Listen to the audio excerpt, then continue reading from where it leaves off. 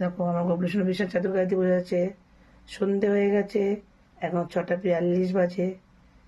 সব উলট পালট হয়ে পড়ে আছে, কিচ্ছু গোছানো নেই গবলু সোনার। দেখো সব উলট পালট, কম্বল উলট পালট হয়ে পড়ে আছে, ভাঁজ করা নেই। কুশন ওখানে পড়ে আছে, সোয়েটার ভাঁজ করা নেই, বালিশ উলট পালট করে পড়ে আছে। টিঙ্কু সোনা খাওয়াচ্ছে, গবলু সোনা খাচ্ছে।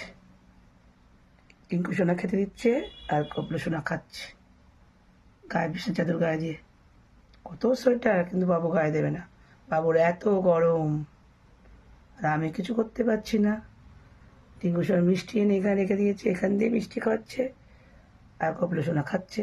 ও গবলু, গবলু, গরম লাগছে নাকি? শীত করছে না একটু? কত সোয়েটার তোমার, কবে পরবা?